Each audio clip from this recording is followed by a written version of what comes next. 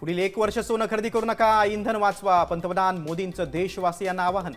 भारतावर युद्धाचा परिणाम होत असल्याचंही केलं स्पष्ट.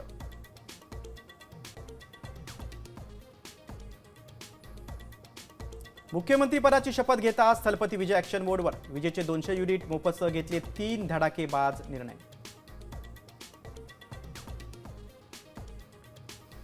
रुपाली चाकणकरांची नाशिकमध्ये एसआयटी कार्यालयात 6 तास चौकशी. कराची ओळख कशी झाली? राजकीय मंडळी कुणाच्या सांगण्यावरून खरातकडे यायचे? एसआयटीचे सवाल.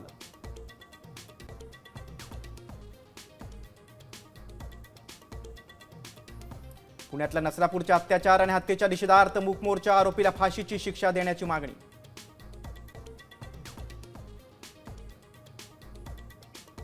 नंदुरबारमध्ये कृषी विभागात घोटाळा. कृषी आयुक्तालयाला अंधारात ठेवून सरकारी तिजोरीवर अधिकाऱ्यांनी डल्ला मारल्याचं उघड.